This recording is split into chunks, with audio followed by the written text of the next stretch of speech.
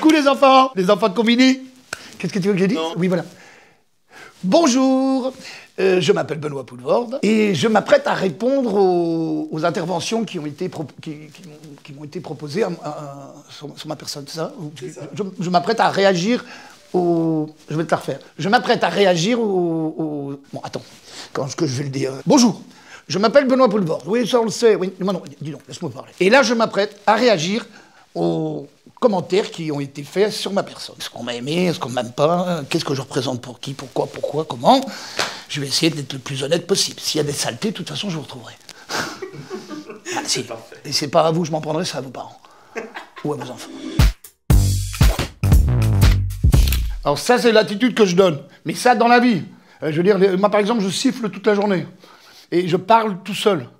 Les gens pensent toujours ou que je suis bourré ou que je suis drogué. Ça m'est déjà arrivé. Sincèrement, je ne vais pas cacher. Mais ça, c'est ma nature. Ma femme, par exemple, elle sait où je suis, mais n'importe où. Déjà, j'adore les grands magasins. Prenons mon exemple.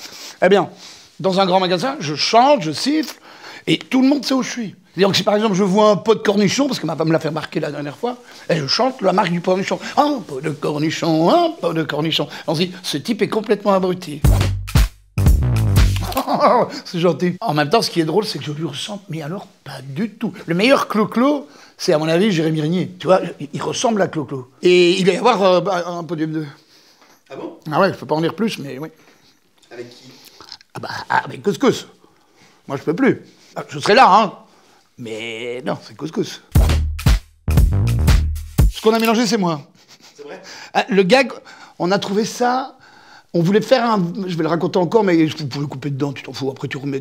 On voulait faire une soirée dans un café, et à l'époque, on voulait que le café où il allait boire un verre s'appelle la taverne de l'enfant pendu. Et on voulait pendre un enfant dans le café. Bon, c'était trop compliqué, le café ne voulait pas, bref, bon.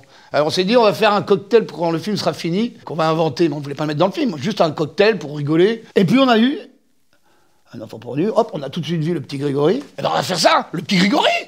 Et alors, le vrai cocktail qui est absolument imbuvable, il faut être honnête, j'ai improvisé, j'ai pris une bouteille qui était là, une autre bouteille qui était là, j'ai dit une larme de gin, une rivière de tonic. Et c'est dégueulasse. Parce qu'un gros morceau de sucre dans de l'alcool, c'est infâme.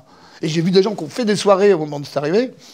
Avec ce cocktail, je dis, vous avez bousillé vos estomacs, parce que t'en bois deux, tu dégueules, Et ils ont fait des soirées entières. Hein. Je suis peut-être responsable de cirrhose rapide, de cirrhose éclair. Tu dis, putain, mais qu'est-ce qui t'est arrivé? Soirée petit Grégory, j'aurais jamais dû.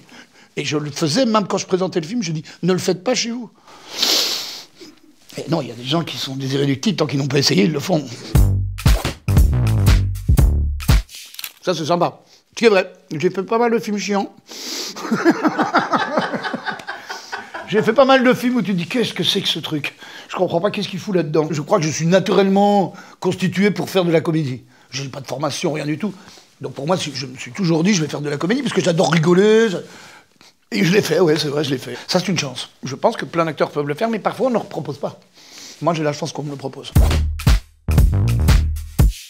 Oh, un vieux monsieur, oui, je pense que c'est vrai. En toute logique, je m'approche de 60 ans.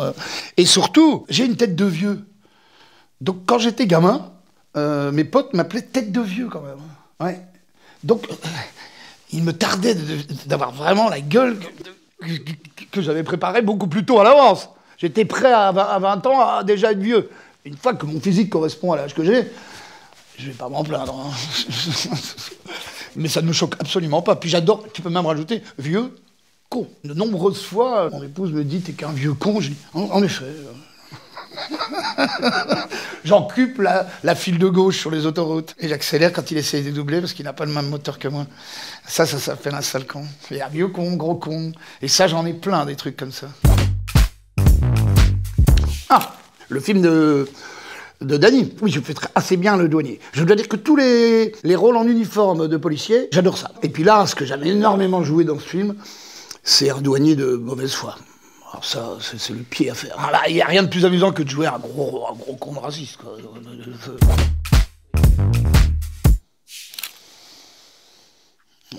Il vient me rencontrer, lui. Et comme je ne suis pas un intellectuel, je ne peux être que le sexe symbole, quoi. Sexe symbole, je peux comprendre. C'est-à-dire que ce garçon a perçu en moi certaines choses que les autres ne perçoivent pas.